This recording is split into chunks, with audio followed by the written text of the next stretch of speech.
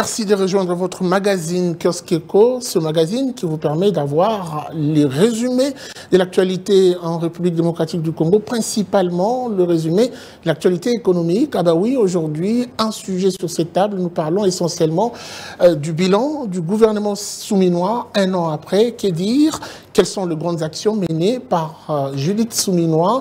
Quelles sont les analyses à faire autour de ces actions menées? Je ne suis pas seul. Comme d'habitude, nous recevons sur ce plateau des invités avec qui nous avons l'habitude de débattre et même d'analyser l'évolution de l'actualité économique. Monsieur, bienvenue. Vous êtes le bienvenu. Bonjour, après quelques semaines de séparation. Alors oui, on doit le dire, on est quand même là. Toujours au rendez-vous. Faustin, bienvenue à vous. Merci, on est là. Et Amédée Morabou, bienvenue. Merci. Gardi Diana, bienvenue. Salut. Alors, on doit dire qu'on parle de ce bilan du gouvernement souminois réparti en 3 points. J'aimerais qu'on commence avant tout à évoquer le cadre macroéconomique, puisqu'il y a tellement de choses à dire à ce sujet, avec les différents points. Avant tout, parlons, bienvenue, du taux d'échange. Un an après, il y a une situation d'avant, il y a des promesses qui sont venues par la suite avec le programme présenté au niveau du Parlement par Judith Souminois, un programme quinquennal axé sur principalement 6 piliers. Aujourd'hui, faisons un focus d'abord sur le taux de change. Un an après, est-ce qu'il y a eu évolution de la situation positivement? Oui, lorsqu'il y a maîtrise, lorsqu'il n'y a pas surchauffe sur le marché de change, ça veut dire que quelque chose a été fait en amont. C'est-à-dire que le gouvernement, grâce à la gestion budgétaire, et la Banque centrale, grâce à la gestion monétaire, ils ont eu une coordination qui a permis à ce qu'on évite la surchauffe sur le marché de change. Et fort heureusement, depuis un temps, on a constaté que le taux de change varie autour de 2850 francs. Ça fait déjà plus de 6 mois qu'on est dans ça. On peut dire, par rapport à l'exercice passé, on peut dire qu'il y a accalmie sur le marché de change, il y a une sorte de passage au vert sur le marché de change. C'est la situation d'hier qui a été consolidée. Pas la situation d'hier consolidée, mais il y a eu une rupture, une vraie rupture, parce que vous vous rappellerez comment la formation des prix avait pris une vitesse exponentielle pendant une période. On était parti d'un taux, ça changeait à midi, on avait un autre taux, et puis le soir, on se levait avec un autre taux. Et chaque jour, les taux de change changeaient. Mais aujourd'hui, pendant 6 mois, on peut même se permettre d'économiser en francs congolais. C'est parce qu'il y a eu cette gestion coordonnée et il y a eu des efforts qui ont été consentis par le gouvernement pour que la gestion budgétaire puisse coïncider avec la gestion sur base caisse. Et c'est ce qui s'est passé et ce qui permet aujourd'hui la calmie que nous connaissons. Il suffit que la première ministre demande au ministre des Finances de financer certains projets fantaisistes pour que du jour au lendemain, on enregistre encore une surchauffe plus grave que ce qu'on a enregistré avant. Mais aujourd'hui, la prudence, la rigueur qui caractérise le compartiment économique et financier du gouvernement permet à ce qu'aujourd'hui on puisse... Très bien. Alors, Faustin Koudiassa, là, beaucoup parlent d'un coup de baguette magique. Moi, j'aimerais qu'on parle du secret. Quelle a été la stratégie pour maintenir ce taux d'échange? Ce qui n'était pas le cas hier. On a vu, bienvenue là-dessus, ça vacillait un peu dans tous les sens. Selon vous, quelle a été la stratégie des Souminois? Merci pour la question. Évidemment, je vais juste compléter ce que le DG Bakou vient de dire tout à l'heure. Parce qu'il faudrait rappeler aux gens, parce que tu vois, chez nous, quand on parle souvent de taux d'inflation, les gens ont souvent l'impression qu'on fait une fixation sur la stabilité des prix. Il faut qu'on se remette en fait dans le contexte de notre économie. Vous savez, Guy, nous sommes dans une économie de consommation. Parce que nous consommons malheureusement ce que nous ne produisons pas. C'est pourquoi vous remarquerez que dans les grandes économies développées, les grands débats économiques tournent autour du taux d'intérêt. Parce que là, ce sont des économies de production. Quand on fixe le taux d'intérêt, c'est-à-dire on lance un message sur le marché à propos des investisseurs, de ceux qui ont l'envie d'entreprendre, c'est-à-dire d'investir. Et comme là-bas, le système monétaire est bien organisé, le taux d'intérêt, c'est une variable centrale de coordination de l'activité économique. Ce qui est différent chez nous. Chez nous, comme je disais tantôt, nous sommes une société de consommation. Et nous consommons ce que nous ne produisons pas. C'est pourquoi on doit insister sur les taux d'inflation, les taux de change, parce que nous payons à l'extérieur en devises. Et les taux d'inflation, généralement, pour ceux qui se sont spécialisés en économie, savent que une forte propension à l'inflation, c'est comme si vous imposiez un impôt sur le pouvoir d'achat de la population.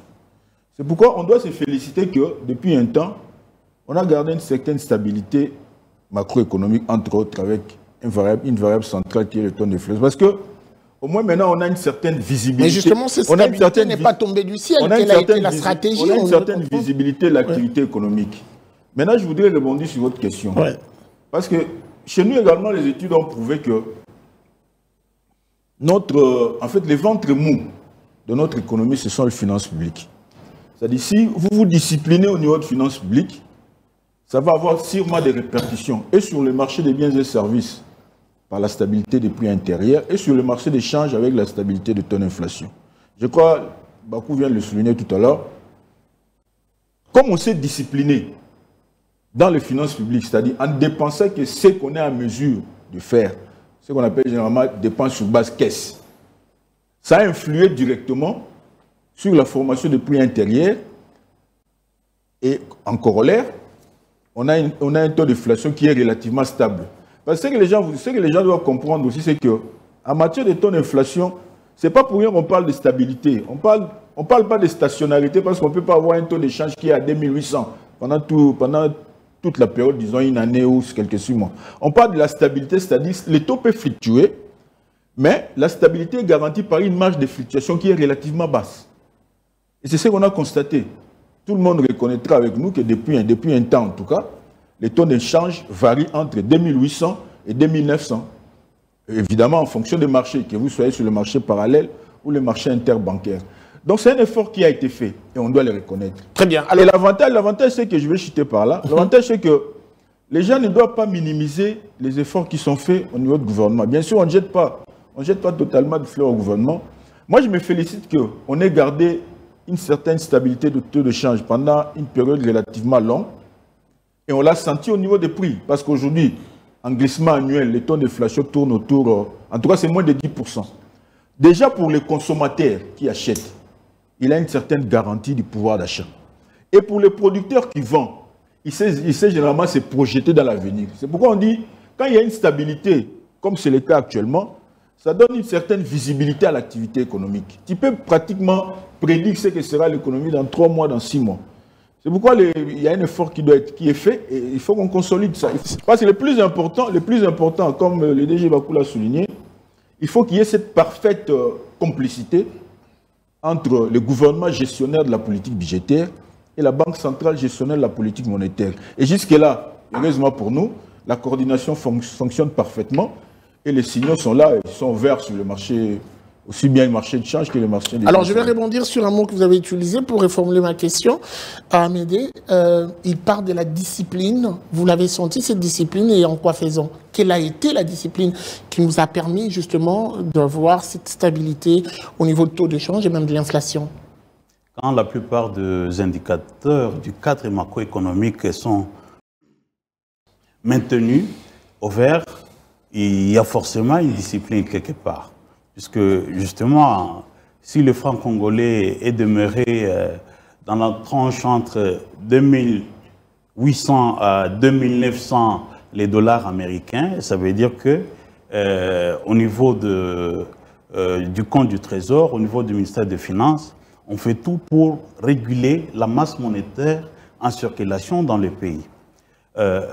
Voilà. Mais je voudrais un peu qu'on... Parce que souvent, nous avons cette tendance à nous cantonner sur certains indicateurs, dire que voilà, le cadre macroéconomique est au vert. Et moi, je pense que nous devons un peu sortir de là. C'est vrai, aujourd'hui, quand on regarde tous les indicateurs du cadre macroéconomique, pas tous, en tout cas la plupart, on voit que les réserves de change, ils sont maintenus très hauts, à 6,7 milliards de dollars. C'est beaucoup, c'est important, c'est un matelas financier important. On voit que le taux de croissance en 2024, c'est 6,5%, et pour 2005, c'est projeté à 5,1%.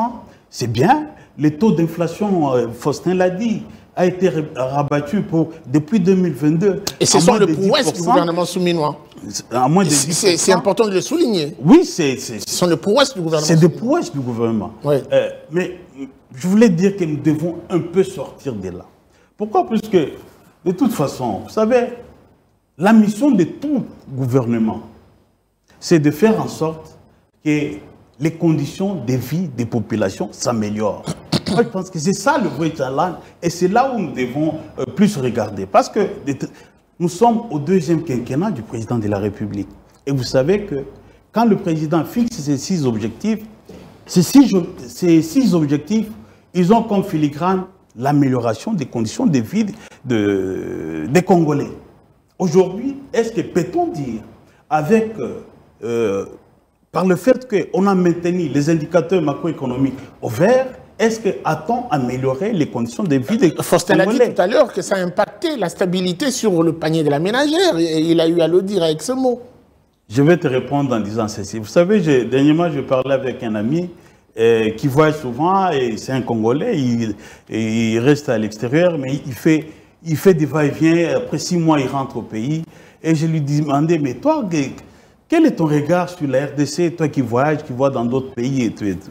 Vous savez ce qu'il m'a répondu? Il m'a dit, Amédée, tu sais que la RDC est un des rares pays à avoir cette capacité à maintenir la pauvreté et la médiocrité.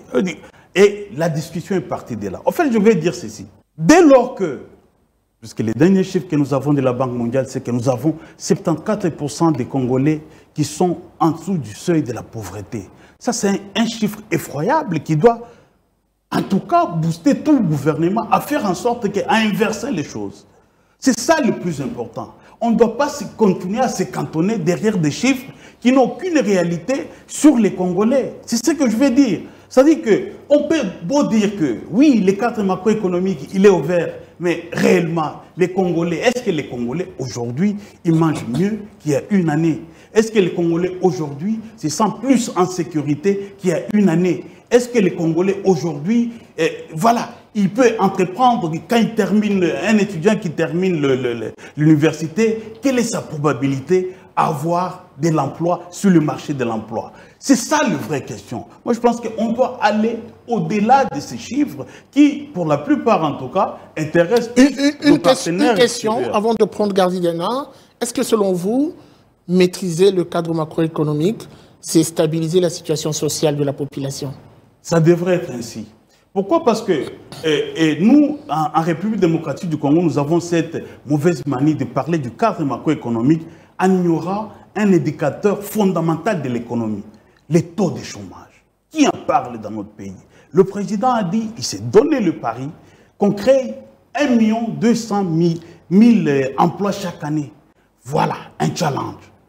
Qu'est-ce qu'on peut dire par rapport à ça? Très bien. C'est vrai que quand on regarde cette année du gouvernement, on voit que c'est vrai, il y a Kikou, c'est une entreprise minière qu'on a lancée. Dans la zone économique, il y a 2-3 entreprises qui sont là. Et donc, vous reconnaissez déjà le premier pas qui est fait, dans le sens de la création d'emplois, comme vous venez de le dire. Il y a un pas qui est fait, et vous le reconnaissez. Mais c'est tellement insuffisant par rapport aux défis. Très bien. C'est ça notre plus grand Le programme du gouvernement a été déroulé sur 5 ans, je le dis, Gardidiana. J'aimerais que vous puissiez nous aider à comprendre ce que Amédée ressort comme paradoxe. Nous maîtrisons le cadre macroéconomique, mais il y a une difficulté qui s'observe sur la stabilité de la situation sociale de la population. Comment comprenez-vous cela? Oui, mais la compréhension est simple. Amédée a évoqué des éléments structurels qui nous plombent depuis 2 années. Je veux me refuser d'être historiciste un peu à cette manière-là. Parce que quand il évoque, essayons de circoncire les choses. On parle du bilan d'1 an du gouvernement souminois. Il est rentré dans les réalités des choses aujourd'hui. Moi, je vais donner des réponses qui prouvent à suffisance qu'il y a une cohérence dans l'action de ces gouvernements qui répond et qui rencontre le problématique soulevée par lui. Je commence par le dernier, par exemple la question du taux de chômage. Pour pouvoir en arriver, il faut commencer par tenir compte des spécificités de chaque zone. Kinshasa, certes, c'est le siège des institutions. Il est difficile aujourd'hui de pouvoir aller dans la mesure où il faut promouvoir l'investissement privé. Mais je lui donne un exemple. Le zone qui rapporte suffisamment à la République, je lui donne un exemple d'une ville que j'ai découvert. Quand on arrive dans un espace, dans une province comme le Lualaba, Autrefois, la place des creuseurs artisanaux était un marché bâtard, à gauche, à droite. Quelle est la meilleure solution pour pouvoir encadrer? Mettre en place un centre des négoces qui permet à chaque creuseur de vendre à un taux régulé qui lui permet de créer de la richesse. C'est une réponse à la cohérence, au souci de pouvoir... Sortir de l'informel. Pas seulement sortir de l'informel, mais promouvoir l'économie locale. Quand il dit, par exemple, la création d'emplois, je reviens sur un autre élément qu'il a évoqué, par exemple, répondre aux besoins des Congolais. Si vous me dites que permettre à un Congolais de pouvoir refaire confiance à la monnaie comme valeur d'échange et de réserve n'est pas un élément de réponse sociale, je crois que sur la table, on dira non. Quelle est la plus grande difficulté du Congolais? On a une économie, il a dit, taux de pourcent de chômage, il y a trop une propension vers l'informel. C'est-à-dire que la plupart de cette économie est tenue par l'informel, mais pour pouvoir permettre à cet informel de survivre, il faut commencer par réguler à ces niveaux-là. Est-ce qu'aujourd'hui, le fait de pouvoir se projeter, comme le disait Faustin aujourd'hui, de pouvoir réorganiser son activité économique n'est pas un élément j'ai envie de dire, de prospérité? Oui, il évoque des problèmes qui durent depuis plus de 60 ans. On est un État... Qui ne peuvent pas être résolus. J'ai dit toujours que le Congo est un État en retard.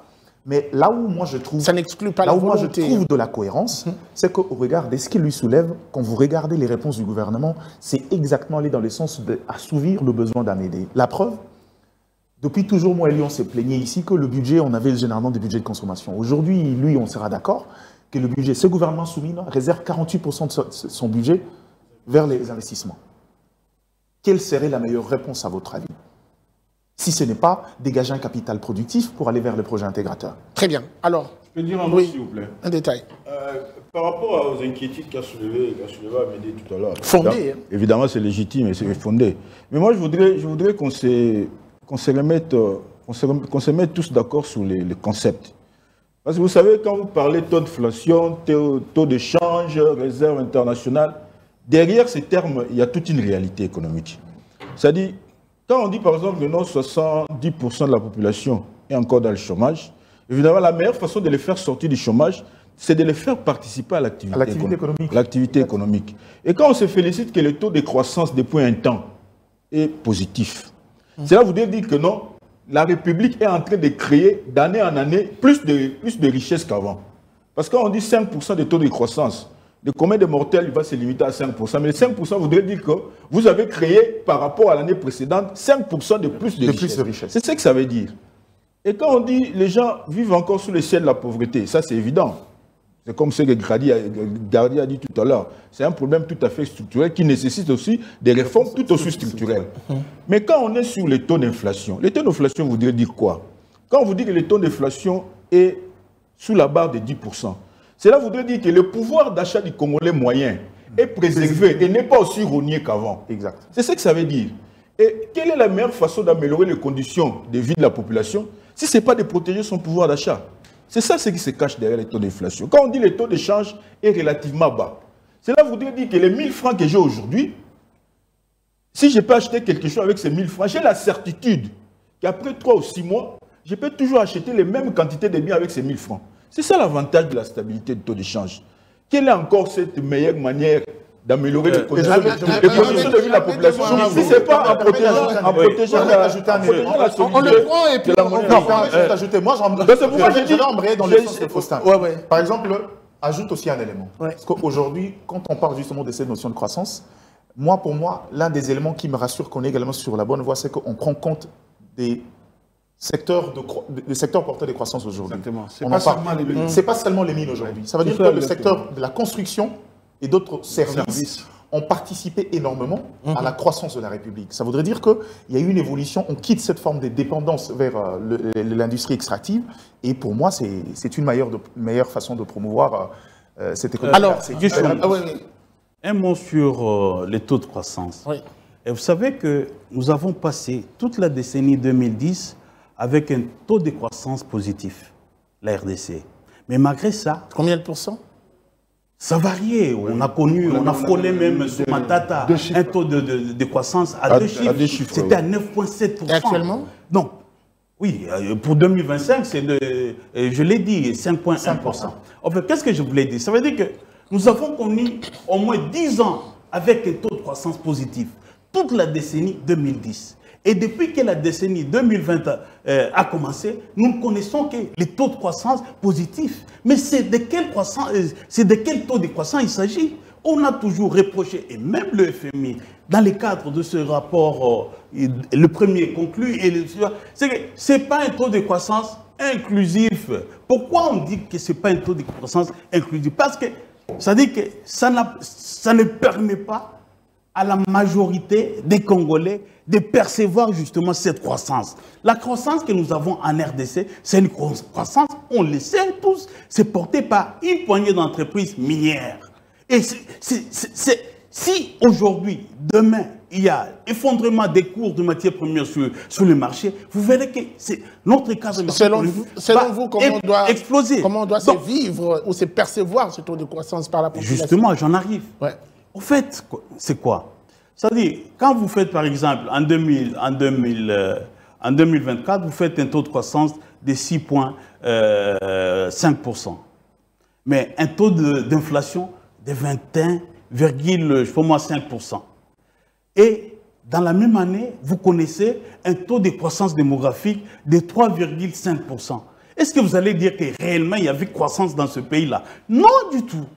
Nous avons des taux de croissance, mais ce sont des taux de croissance appauvrissants. Ça ne permet pas d'aller... Parce que c'est-à-dire notre économie, par rapport notamment aux effets de besoins sociaux, ça n'impacte pas. Et donc ce sont des croissances d'apparence, selon vous? C'est comme ça. Il s'est fait que nous traînons toujours un chômage de masse. Vous savez ce que ça veut dire, chômage de masse? Ça veut dire que vous avez des millions de bras qui devraient travailler, mais qui ne travaillent pas. Je ne sais pas si... Alors, un Congolais qui ne travaille Pensez-vous, pas, même si on maintient les taux de chômage, et les taux d'inflation au meilleur niveau, même si on maintient les taux de dépréciation monétaire dans une certaine stabilité, mais quand tu as 0 franc dans ta poche, tu as 0 franc, même si le prix du pain a baissé. C'est de ça que je parle. On peut soit stabiliser, mais du fait que nous avons une masse de Congolais qui n'ont rien. C'est-à-dire que cette stabilité-là, ça a l'air très bien. Absolument. Alors rien. moi, je vais aller dans ce sens, avant de donner la parole aux autres. Beaucoup reconnaissent en vous votre franchise et votre côté objectif. Vous parlez de ce taux de croissance. Nous évaluons le bilan souminois. La question qui arrive tout de suite, pensez-vous qu'en une année, on peut être à mesure de résoudre ce problème structurel qui se pose, le chômage, puisqu'on parle d'un bilan d'une année? Non, je ne dis pas que en une année, on peut résoudre un problème aussi structurel que celui de chômage. Non, je ne le dis pas. Mais quelle est la proportion? On s'est donné quand même un indicateur, non? De créer 1 200 000 emplois. A-t-on créé combien? Même pas 30 000, même pas 20 000. Regardez la proportion. Alors, quand vous créez 1% du challenge que vous-même vous êtes fixé, tu veux qu'on vous donne quelle cote? Bienvenue Bakoumania, Gardi, et puis on revient. Non, écoutez, on va évoluer. Hein, je ne comprends pas sur quelle base Amédée est en train d'évoluer. Et senti qu'il nous a refroidi. Oui, parce qu'il nous a refroidi un tout petit peu. Non, pas refroidi. Il n'y a pas de raison du tout. C'est parce que je ne comprends pas sur quelle base il évolue. Si la base, les éléments d'appréciation sont les mêmes pour tout le monde, pour tous les États, c'est le cadrage macroéconomique. Et ce cadrage macroéconomique a pour effet de soulager les souffrances de la population. Le pays-là n'est pas une génération spontanée. Les chiffres qu'il a avancés, ce n'est pas des chiffres qui sont nés aujourd'hui. Ce sont des chiffres qui ont été construits. Matata a fait sa part. Il faut même remonter à Mouzito. Mouzito a fait sa part, Matata a fait sa part, et aujourd'hui, on est avec Soumina. Il suffit que aujourd'hui, et je l'avais dit au début, il suffit aujourd'hui que la Première ministre demande au ministre des Finances d'ouvrir les vannes et qu'on retombe dans la croissance négative. C'est fini. Il n'y aura même plus espoir de donner des emplois aux gens qui n'en ont pas. Aujourd'hui, on est en train de construire l'espoir, de donner ces emplois justement à tout ce monde qui n'a pas d'emploi, à tout ce monde qui ne travaille pas, mais qui vit quand même. Il y a un revenu, il faut pas le nier, il y a un revenu réel dans l'informel qui demande à ce que ça soit canalisé. Bon, les efforts sont faits. Les efforts sont faits pour arriver à canaliser. La preuve, de ces efforts, c'est qu'aujourd'hui, la croissance n'est pas portée exclusivement par les mines. Les mines, j'insiste, les mines n'est pas un secteur pourvoyeur d'emplois. Les mines ne créent pas beaucoup d'emplois. Par contre, les services et les autres, là où nous sommes en train de nous dire, ben, tiens, cette fois-ci, la croissance a été portée par les autres secteurs, pas par les mines, ça permet à ce qu'on puisse se dire, si on pousse sur l'accélérateur, on peut même arriver à cette diversification de l'économie tant recherchée. Donc, déjà se mettre sur la voie d'une diversification de l'économie, c'est-à-dire la voie où plus de Congolais pourraient avoir de l'emploi, on ne peut pas taper, on ne peut pas tirer sur un tel pianiste. Mais je crois que je partage les mêmes inquiétudes, c'est-à-dire que je me suis rendu compte qu'Amédée Mouarabou est globalisant. C'est-à-dire qu'il est dans une approche holistique, j'ai envie. Non, il a épinglé. Non, il n'a pas épinglé. Il n'est pas resté dans la généralité. Viens, on va... un chiffre, 1 200 000 emplois. Ah, même là, c'est pas globalisant. Même là, les chiffres... C'est pas globalisant. Les chiffres, vous avez dit qu'il y avait 20 000 emplois qui étaient créés. Je pense qu'il faut actualiser vos chiffres. Oui, parce qu'on en a créé combien, vous qui en avez la nouvelle version? Non, c'est parce qu'on n'y a pas pensé. Il faut absolument qu'Amédée actualise. C'est erroné. Parce que le chiffre que lui évoque, je crois que c'est à la clôture de l'année 2024. En fait, c'est par rapport à la promesse électorale. C'est par rapport à la promesse électorale. Non, mais vous savez, si on veut rentrer dans les promesses électorales, on aura beaucoup de choses à redire ici. C'est ça le problème. C'est ça le plus grand problème. C'est-à-dire que je ne me sens pas légitime ici de venir juger sur des indicateurs sérieux, des promesses faites dans le cadre des contextes politiques. Pour moi, le meilleur élément de référence, c'est le programme de gouvernement déposé et validé au niveau de l'Assemblée nationale. Et je crois qu'à ces niveaux-là, restons un peu rationnels à ces niveaux-là. Moi, la seule réponse que je trouve à donner ici, c'est que, une fois de plus, Amédée nous donne des éléments réels qui plombent l'économie congolaise depuis des décennies. Et maintenant, le problème, c'est que là où il ne veut pas regarder, c'est, j'aimerais savoir, est-ce que dans l'action du gouvernement, il y a des éléments, des réponses à ces problèmes structurels évoqués par lui? La réponse est oui. Un oui massif. Un oui massif. Et moi, j'ai dit non, justement. C'est ça, là-haut. Non, mais c'est ça le problème. Quand il dit non, il a dit, vous avez promis de créer. Heureusement qu'il a dit, c'était une promesse de campagne. Malheureusement, ça, c'est une promesse de campagne. On n'est pas là pour discuter de la campagne. On évalue le bilan. Et je pense que moi, le propos dans le gouvernement, ce que je trouvais, logiquement, c'est la création des 6,4 millions d'emplois d'ici 2028. Et le target est là. Je leur accorde le bénéfice. Le pas est déjà lancé. Moi, je leur accorde le bénéfice du doute. La réponse à ce point évoqué par lui. Donc, en gros, au regard de vos questions, au regard des problématiques soulevées ici sur la question du cadrage macroéconomique, la réponse est claire. Je vais également apporter une autre réponse. Il parle de la croissance à des chiffres de 2010. Non, on n'a pas atteint de chiffres. On a frôlé. On a frôlé des chiffres en 2010. Pour rester dans ce qu'il veut. Mais je vais rentrer dans la logique de ce qu'il dit, c'est que je serais d'accord avec lui que quand on parle de croissance, on est dans la dimension quantitative. La dimension qualitative, c'est les politiques publiques mises en place. Est-ce qu'il peut trouver des éléments de réponse de 2010 et les projets structurants établis maintenant et essayer de faire une approche comparative pour voir qui apporte le mieux les réponses aux problèmes structurels? Très bien. Alors, Faustin, moi, je voudrais dire un mot. Rapidement, puisqu'on doit prendre le deuxième. Parce qu'apparemment, je ne voudrais pas... Parce qu'on parle des finances publiques déjà, Gardi l'a évoqué. Je ne voudrais pas rester totalement accroché à tout ce qu'Amédée a dit, mais je voudrais qu'on se mette d'accord sur un certain nombre d'évidences.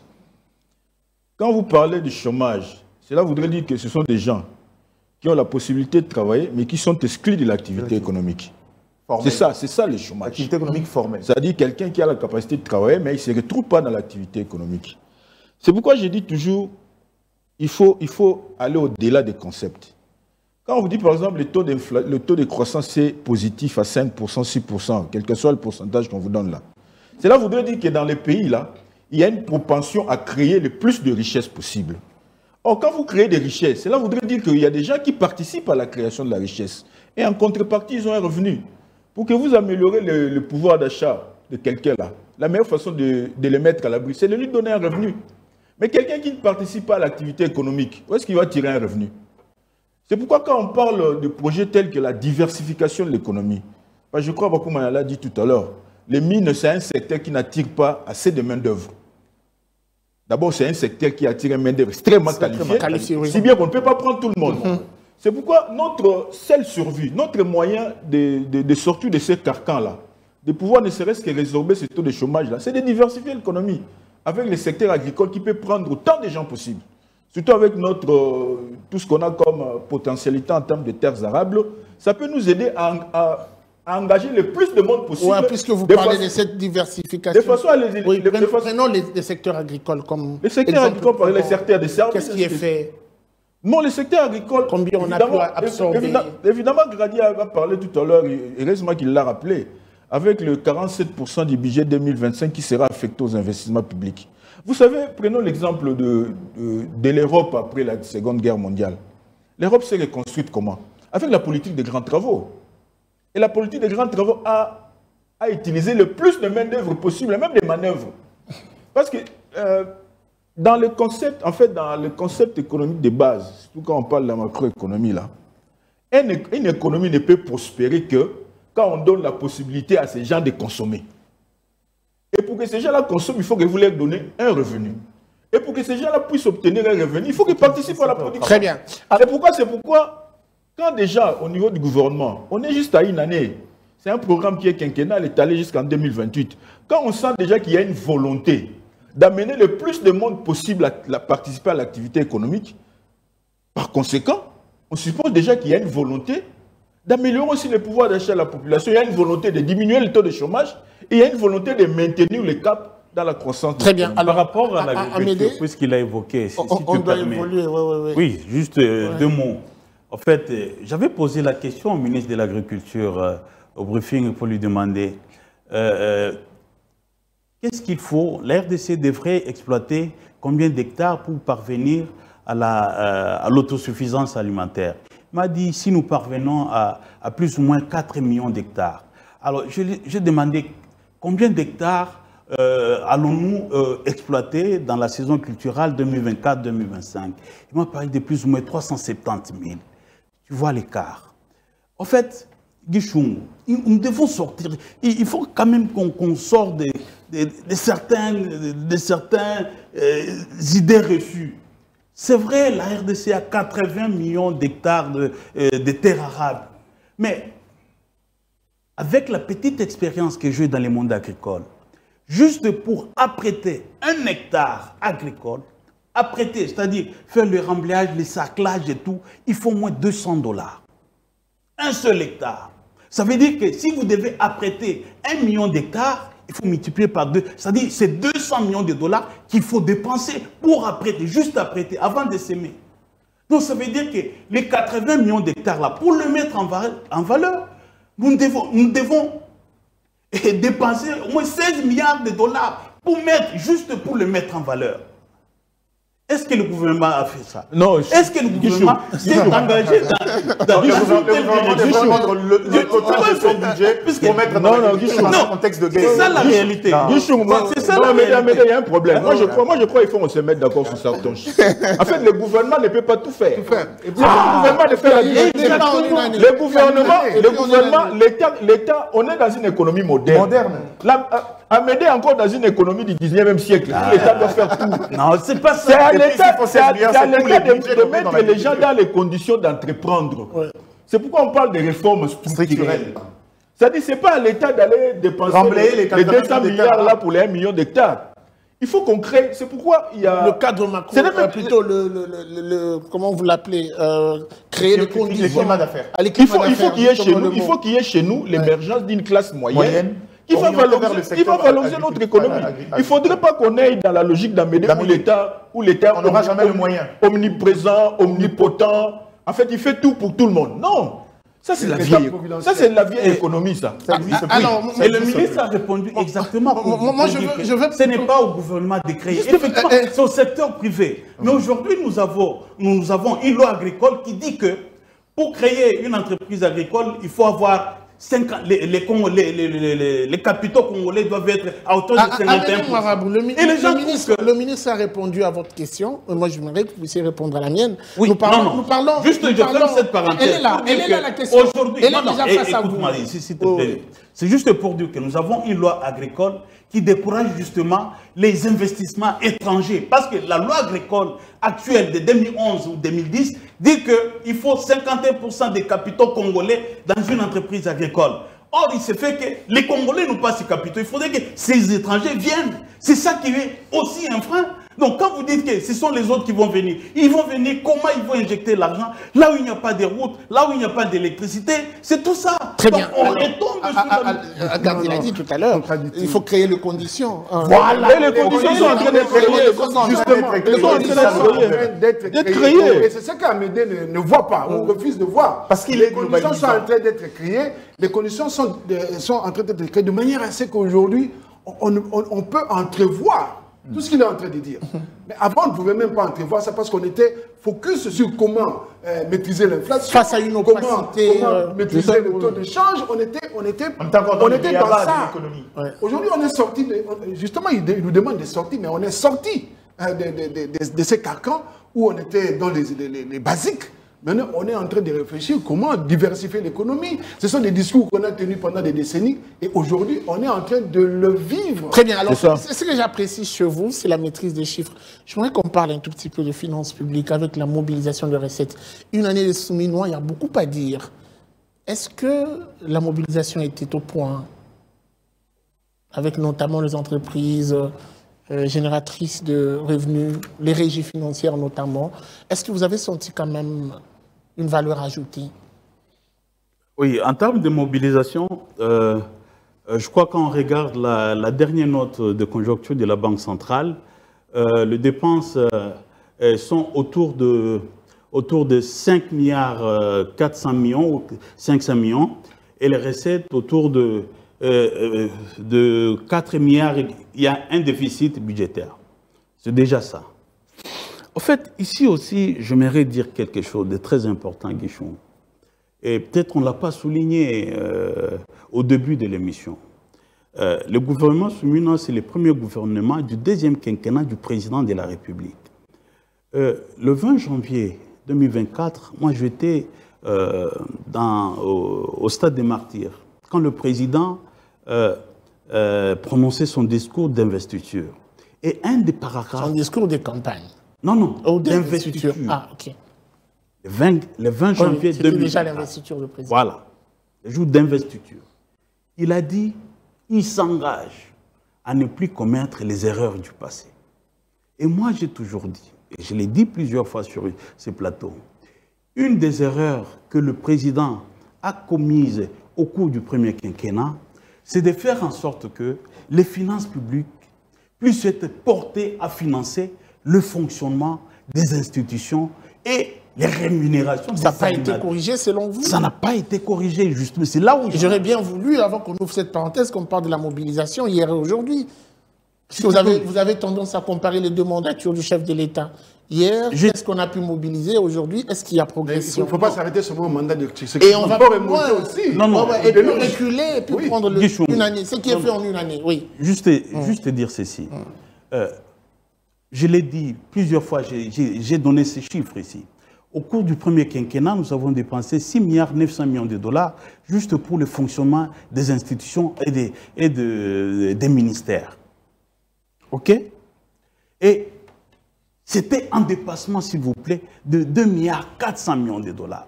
Pour moi, j'ai trouvé que cette gouvernance des finances publiques était une tare qu'il fallait absolument élaguer pour le deuxième quinquennat. Il y a eu des mesures prises, notamment dans la... On parle de la réduction du train de vie. Justement. Oui, qui a fait objet d'ailleurs de plusieurs conseils. Mais je répondais à votre question par rapport... Non, on en arrive après une année du gouvernement.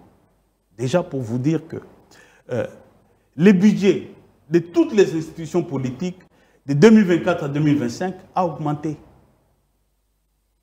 Le budget du Sénat est parti de 86 millions en 2024 à 91 millions en 2025. Le budget de la primature est parti de 55 millions en 2024 à 67 millions en 2025. Est-ce qu'il y a eu un pas? Vous parlez d'abord de la mobilisation. Non, je donne d'abord les chiffres parce que vous... On parle de la gestion des finances publiques. Je voulais juste te dire que malheureusement, nous continuons sur le même pas à dépenser énormément sur le fonctionnement des institutions, alors que nous devons mettre plus d'argent sur les dépenses d'investissement. Très bien. Alors, j'en arrive et je te donne un tableau bien précis du mois de mai. La note de conjoncture, c'est la dernière note de conjoncture de la Banque centrale. En mois de mai, nous avons mobilisé 1,110 milliard de dollars. Les recettes mobilisées. Sur les 110 millions, 1,110 milliard de dollars mobilisés pendant les 5 premiers mois, non plutôt au mois de mai, 1,55 milliard de dollars ont été dépensés, tenez-vous bien, aux rémunérations et au fonctionnement des ministères et des institutions, soit 95% des dépenses de l'État. Consacrées, c'est-à-dire que sur les 100% qu'on a mobilisés, 95% ont servi à payer les rémunérations et les fonctionnements des institutions. Les économistes parleraient d'une dérive budgétaire. Parce que là, je réponds directement à votre question pour vous dire que la gestion des finances publiques, hélas, reste encore orientée à financer les fonctionnements des institutions, alors que ça devrait changer. Très bien. Aujourd'hui, par exemple, avec les discours du président du 29 janvier, il a suffi que le Goma puisse être occupé, le président fait un discours pour dire qu'on doit réduire les trains de vie des institutions. Et conséquence, c'est que le gouvernement, il a quand même réduit de 30%. Est-ce que c'est suffisant? Moi, j'ai toujours dit, non, c'est pas Très suffisant. bien. Alors, moi, je pense qu'il y a quand même des pinceaux mélangés dans ce que Amédée dit. C'est vrai qu'il a anticipé en parlant de la qualité des dépenses publiques. Moi, j'aimerais qu'on commence d'abord, c'était d'ailleurs le point annoncé, parler de la mobilisation. Est-ce qu'il y a eu progrès en termes de mobilisation pour cette année? C'est 1 an du gouvernement souminois, c'était la question. Si oui, par la suite, on pourra parler de la qualité des dépenses orientées. Bichougou, si vous suivez les propos d'Amédée Morabou, il vous dira qu'en termes de mobilisation, on a largement avancé. Il a déjà dit, vous n'avez pas besoin d'autres réponses. Le problème maintenant arrive... Ah, il a dit? Non, je ne l'ai pas entendu. Ne faites pas dire ce que je n'ai pas dit. Moi, je ne l'ai pas on entendu. est les comptes du Trésor Papa, et quand on a déficit mobilisé budgétaire. plus d'1 milliard au mois de mai, c'était quoi les assignations au mois de mai? Oui ou non? Parce que moi, je sais qu'au mois de mai, la DGI a dépassé ses assignations de l'ordre d'un peu plus de 7 ou 8%. Ouais. Et pour toute l'année, Non, mais on était au-delà. Non, l'année 2024 s'était clôturée avec une note satisfaisante en termes de mobilisation, tout le monde le sait. Non, il y a eu un déficit budgétaire de presque 700 millions de dollars. Oui, mais justifié. Vous n'avez pas suivi le rapport dans l'affectation, de la CNIGF, notamment avec la perte des 400 millions régulièrement chaque mois avec la situation à l'Est. Est-ce qu'aujourd'hui, le gouvernement souminois, je reformule ma question autrement, a pu maîtriser ou arrêter l'hémorragie en ce qui concerne le coulage des recettes? Non, c'est difficile de dire qu'on maîtrisait le coulage de recettes. Ça, c'est un système endémique. Parce qu'en mobilisant trop, c'est-à-dire qu'on a verrouillé quand même, ou hier, on pouvait se permettre tout et n'importe quoi. Je crois que la réponse à votre question, autour de cette table, on se mettra d'accord, Amédée y compris, en matière de finances publiques, il y a eu beaucoup d'améliorations, même en termes de gouvernance aujourd'hui. On est parti sur, je crois que c'est Faustin Kodiasala qui en a parlé, la gestion sur base, qu'est-ce qui nous a permis d'éviter les mots d'urgence qui nous permettaient généralement de favoriser ces formes de coulage de recettes. Ça a permis à l'État de pouvoir capitaliser en termes de ressources. La réponse à ces niveaux-là, je ne suis pas sûr que ça devrait faire un débat, on en parle régulièrement autour de cette table. En termes de mobilisation, de questions de finances publiques, il y a eu des nettes améliorations. Mais permettez-moi de revenir, je vais payer des arriérés, parce que ça m'est resté au travers de la gorge. Vous savez, Guy Chougou, le problème ici, c'est qu'on est en train d'évaluer un gouvernement qui doit apporter des réponses à des questions précises et parfois structurelles. Ce gouvernement a pris conscience que le Congo a deux valeurs différentielles, c'est l'agriculture et l'énergie. On parle de la question de l'agriculture. Moi, je comprends le point de vue d'Amédée sur le protectionnisme autour de l'investissement au niveau agricole, mais moi, je sais pourquoi. Il suffit de regarder les derniers points de presse de Julien Paluku sur la question de la production agricole, notamment nos différends avec la Zambie, pour comprendre qu'il y avait beaucoup trop de risques. Le risque, c'était quoi? On est un vivier. La peur du gouvernement, c'était de servir de lit pour des sociétés qui viendront avec des visées d'exportation. Utiliser les ressources de la RDC, mais pour alimenter les autres secteurs. C'est en fonction de ça. C'est vrai qu'aujourd'hui, pour moi, le préalable, c'est quoi? Il faut commencer par créer le marché périurbain. Et c'est la réponse avec le projet PDL 145 territoires. Dès lors qu'on sait reconnecter, dès lors qu'on sait mettre en place des structures économiques bien viables en interne, je ne pense pas qu'on ira dans le protectionnisme parce que l'entrepreneur ne pourra pas nous opposer l'incapacité à approvisionner d'autres villes et d'autres marchés de la République démocratique du Congo. Il parle des questions de l'énergie. Mais justement pour ça, après Katende, c'est pour ça que ce gouvernement est très investi dans le projet Inga. C'est pour dire que la plupart des problèmes structurels qui datent depuis des années que lui évoque, on en a conscience aujourd'hui, il y a une intelligence qui travaille pour pouvoir apporter des réponses. Mais la condition, c'est qu'il faut commencer par répondre au préalable. Les bases, c'est justement les indicateurs du cadrage macroéconomique qui, pour moi, sont les veines d'une économie pour permettre la circulation de sang et qui permettent à un homme de pouvoir prendre ses traitements comme il se doit après. C'est ça la logique et c'est pour moi l'élément qu'on doit évoquer dans cette émission. Donc maintenant sur la question de finances publiques, on sait tous ici, la DGI était en dépassement régulièrement pour deux raisons que nous connaissons ici, il y a un peu plus de célérité dans ce travail-là. La DGI ne fonctionne pas en plein régime, parce que j'ai toujours l'habitude de le dire, ça c'est pas moi, mais certains experts qui estiment que la DGI fonctionne à un régime très faible. Il vous souviendrez que avant le départ de l'ancien chef de service, Jules Alingueté, il y a un travail qui a été fait, on s'est rendu compte finalement qu'il y avait beaucoup de sociétés qui contournaient le fisc congolais. On parlait de près de 400, si j'ai bonne mémoire, ou près de 350 sociétés qui ne payaient pas leur dû. Donc en gros, on est dans un contexte d'amélioration progressive. Et pour moi, à ce niveau-là, je ne vois pas pourquoi on va assez discuter. La réponse est oui.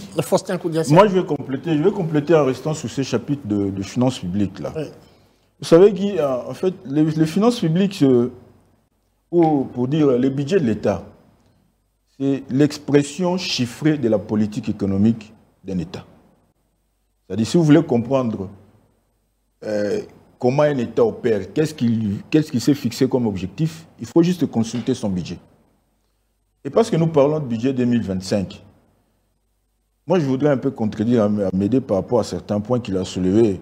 C'est vrai que les rémunérations, le fonctionnement des institutions, la qualité de la dépense occupe une bonne part de notre budget. Et c'est tout à fait normal parce que chez nous, le plus grand employeur, c'est l'État congolais, contrairement à ce qui se fait ailleurs.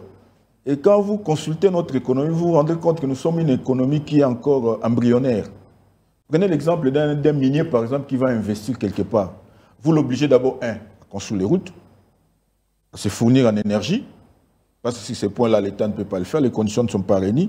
Et même, il va jusqu'à même à construire des écoles et des hôpitaux pour les communautés locales.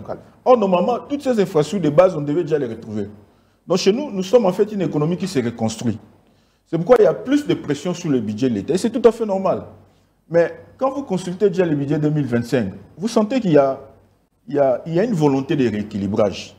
Je crois qu'on l'avait souligné dans une émission quand on parlait du budget 2025. On s'est dit, au moins avec notre budget ici, on sent que l'État quitte d'un État consommateur à un État producteur. C'est avec les 47% des crédits qui sont alloués aux investissements. Ça, c'est déjà un pas. Parce que vous savez, je crois l'avoir souligné quand on discutait sur les taux d'inflation, ainsi de suite. La meilleure façon de sortir une économie de la pauvreté, c'est de créer la richesse.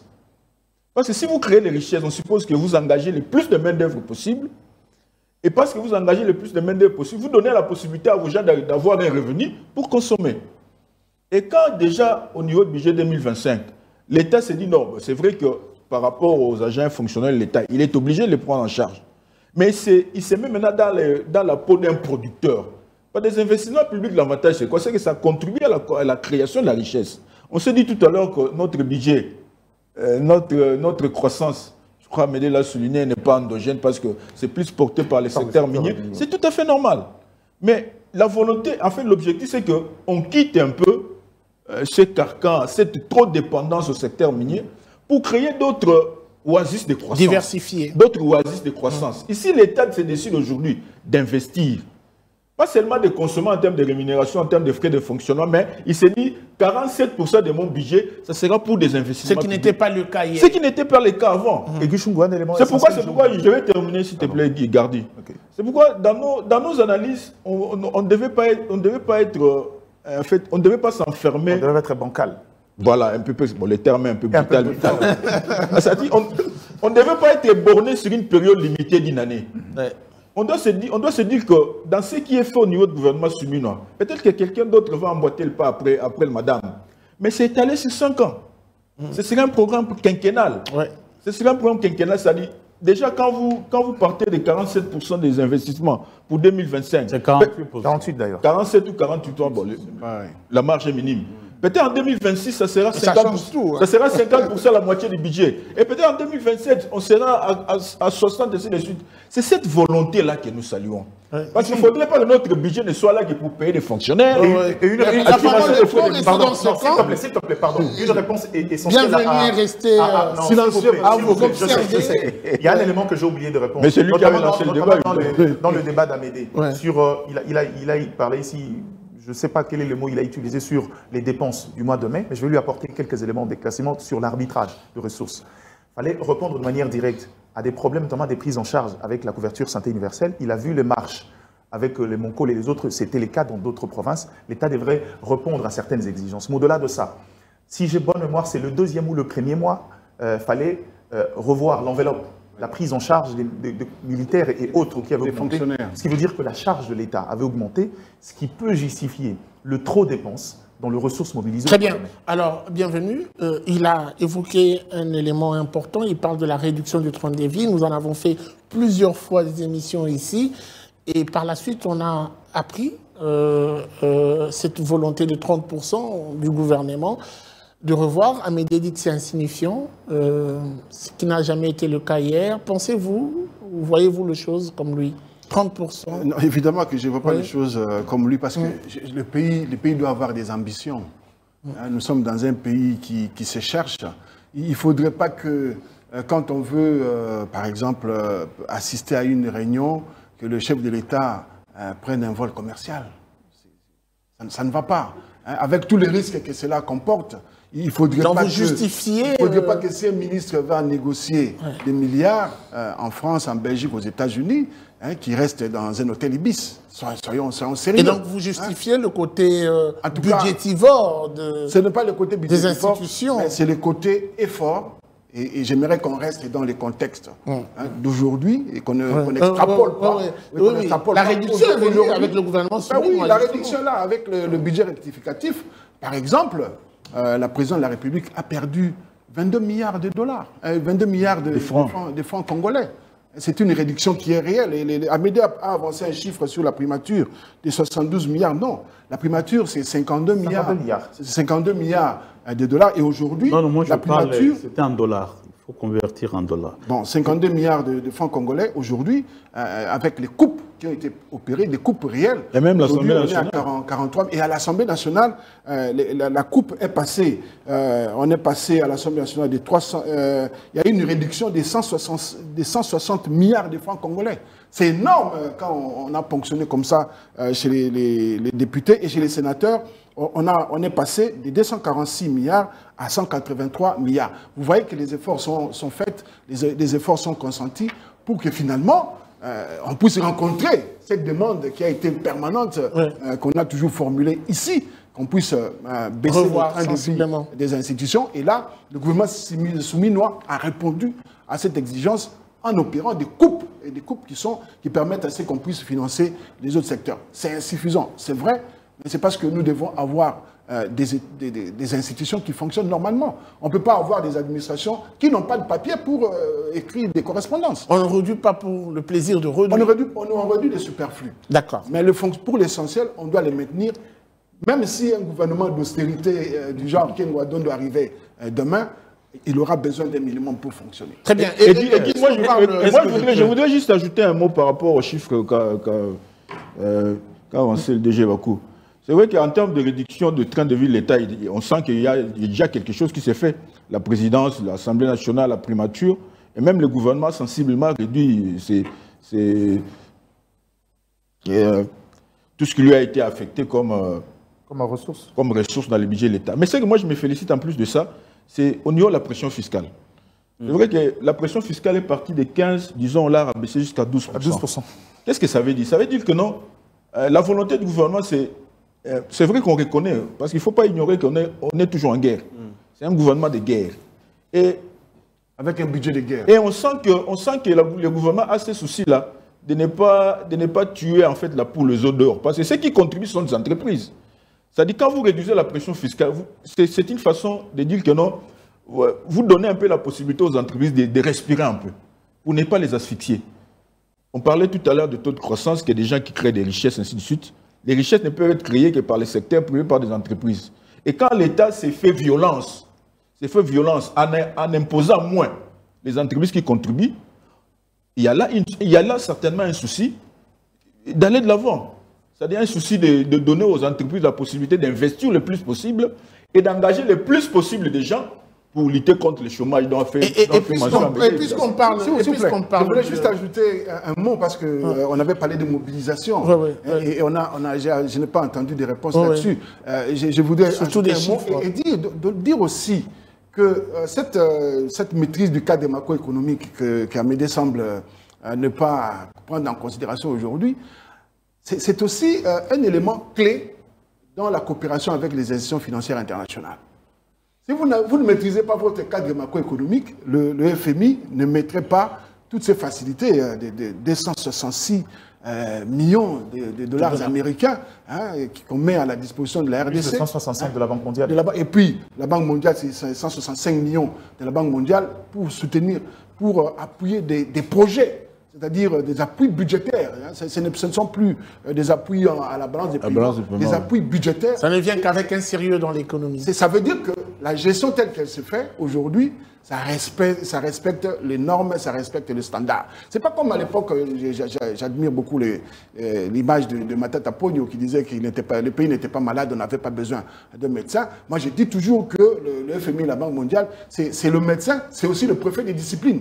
Le directeur des disciplines qui vient regarder si vous avez bien fait les choses pour qu'on puisse vous donner des bonus. Et lorsque ces institutions, à commencer par le FMI, reconnaissent que la gestion aujourd'hui, elle est différente de ce qu'elle était, elle répond aux standards, je pense qu'au lieu de jeter la pierre sur les pianistes, il faut plutôt l'encourager. Alors, j'aimerais qu'on parle de finances publiques en média avec vous, notamment en soulignant les réformes fortes qui ont été prises ou mises en place par le gouvernement pour réussir ce pari. Les réformes, on connaît déjà le fait qu'il y a cette facture... Vous parlez avec peu d'énergie. Dites-le. Non, les réformes, on en a parlé 1000 fois ici, entre nous.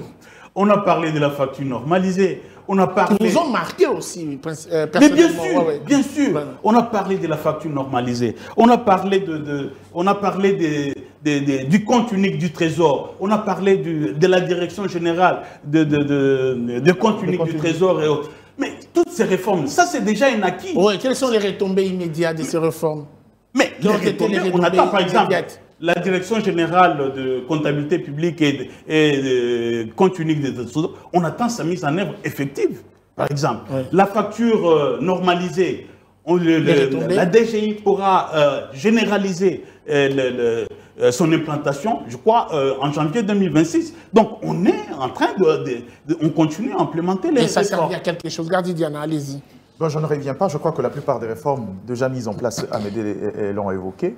Et je crois que si vous voulez avoir les résultats, je pense que les quelques éléments de réponse sont dans les éléments, surtout lui qui aime beaucoup lire la note conjoncture de la Banque centrale. Il y a déjà quelques éléments, par exemple, sur la facture normalisée, il y a déjà quelques effets qui sont ressentis. Moi, je ne voulais pas m'appesantir sur cette question-là parce que dans votre question, moi, je le comprends différemment aujourd'hui. Est-ce qu'aujourd'hui, ce gouvernement, de par les réformes, ont montré des signaux de ceux qui veulent nous emmener vers, je ne vais pas dire les saluts, mais vers l'amélioration de choses? Encore une fois de plus, je veux vous dire à ces niveaux-là, le bénéfice de tout on accorde à ces gouvernements. Comme je disais dès le départ, vous verrez que la plupart des éléments soulevés ici, même quand Amédée vous parle des réformes, vous verrez que ce ne sont pas des réformes juste pour besoin de réformes.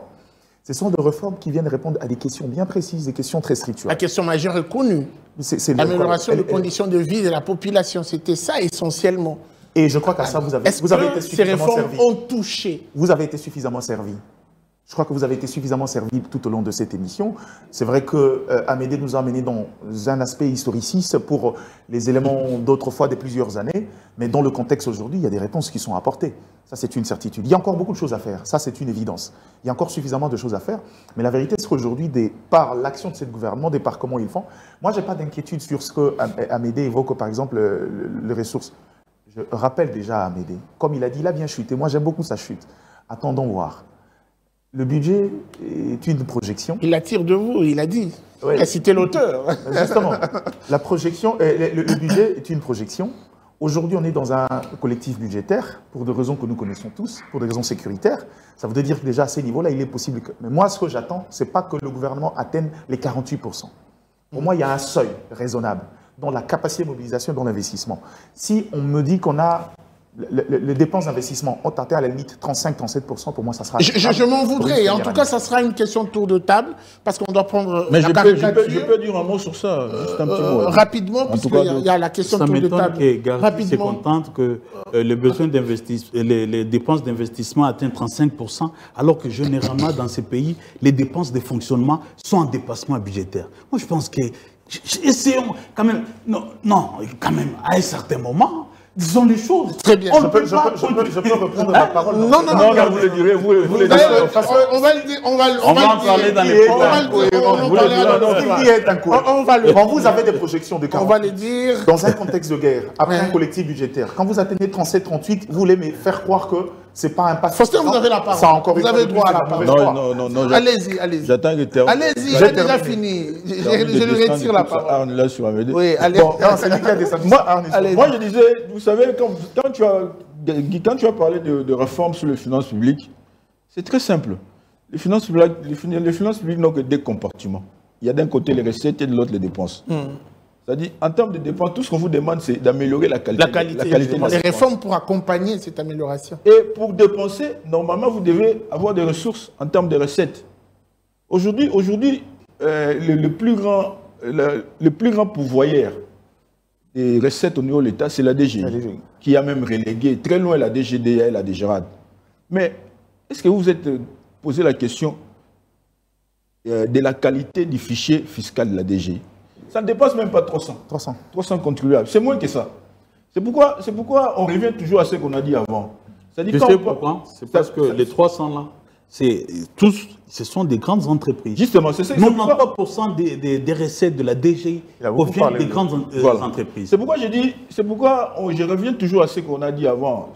C'est-à-dire, quand on parle, il faudrait que les gens s'habituent, c'est-à-dire savent lire derrière les concepts. Quand on parle du taux d'inflation, le taux de croissance, le taux d'échange, ainsi de suite, c'est-à-dire, pour que l'État puisse avoir plus de ressources possibles, il faut que l'économie soit en forme, il faut que l'économie marche, il faut que l'économie là crée des richesses, parce qu'on ne prélève que sur les richesses.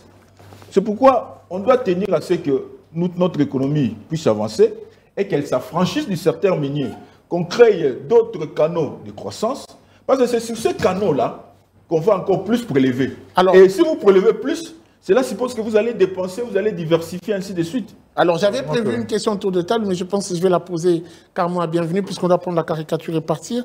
J'aimerais qu'on parle également des prix de biens de première nécessité. Comment ces biens se sont comportés sur le marché, justement, durant cette année bilan de Judith Souminois. Vous savez, moi, je suis un partisan de la vérité des prix. Depuis toujours, même à l'époque, quand les prix à la pompe changeaient, suivant les heures, à 10 heures, on avait le prix à la pompe, le prix X, à 11 heures, c'était prix Y, etc. Moi, j'ai toujours été partisan de la vérité des prix. Et pour la première fois dans l'histoire de ce pays, la première fois, oui, dans l'histoire de ce pays, on a réduit le prix du litre à la pompe. J'ai cette expérience de plus de 50 ans de vie au Congo. Hein, et la première fois j'ai entendu qu'on a réduit les prix à la pompe, c'est grâce au gouvernement Souminois. Avant, ça n'existait pas. Avant, quand les prix montent, ça reste.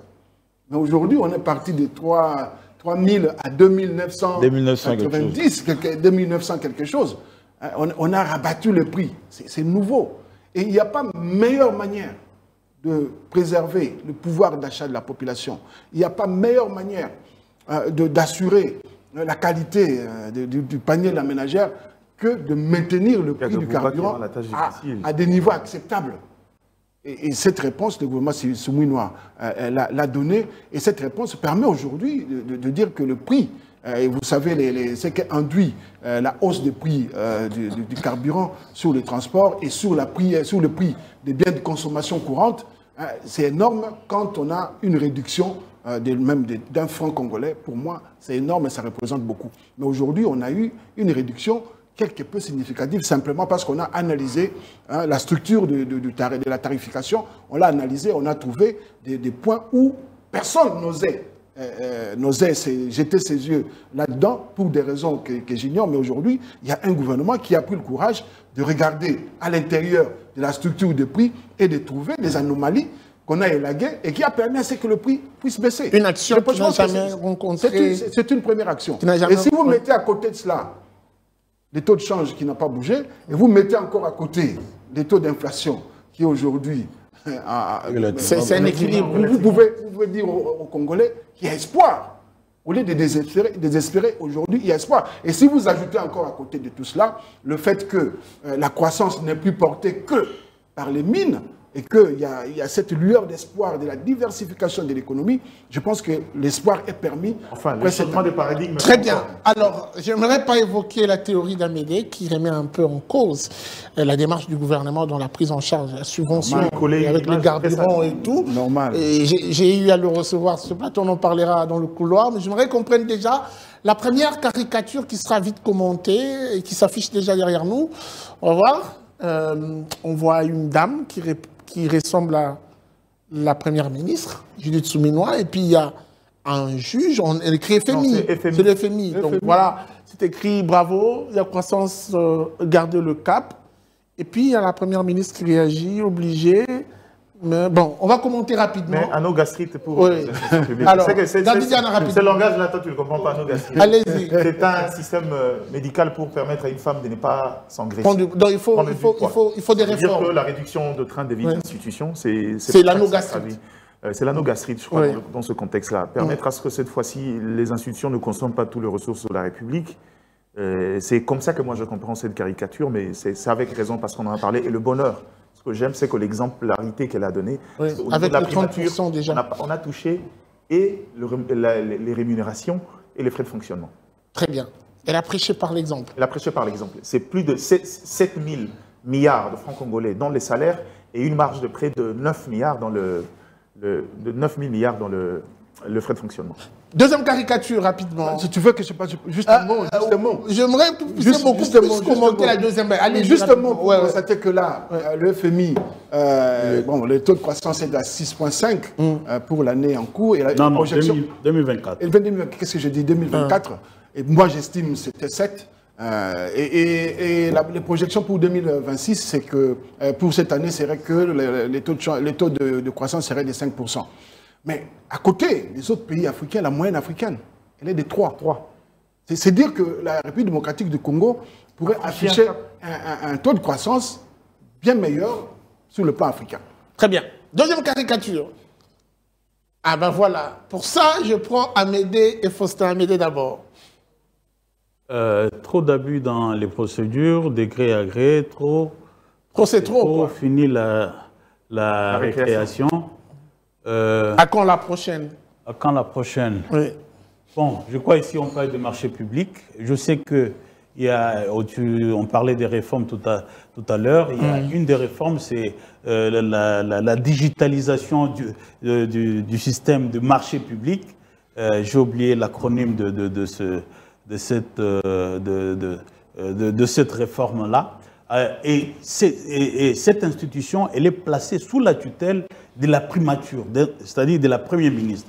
Donc, on attend voir comment cela pourra être géré d'ici à la fin de l'année, mais on sait déjà qu'il y a une tache noire avec cette démission d'un membre du gouvernement due à un marché de gré à gré dont il est accusé de présumer qui a déposé sa lettre auprès du président de la République. Voilà. Au lieu que ça soit fait avec la première ministre, j'ai suivi les commentaires sur les réseaux sociaux, on n'en parlera avec pas. Avec une lettre de démission qui est plutôt le gré à gré, en tout cas, on doit se le dire, ça pose problème. C'est la même caricature, je suppose. Oui, c'est la troisième. Oui, c'est la troisième, je crois.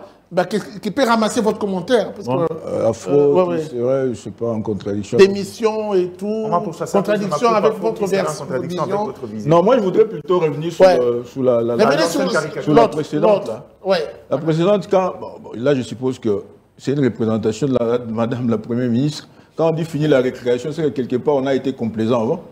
Pour qu'on siffle la fin, donc on suppose qu'on a laissé faire. Ok. C'est-à-dire, bon. Tu vois, chez nous, Guy, en fait, on a toutes les lois possibles, même en matière de marché public. La procédure, c'est-à-dire toute la procédure est connue.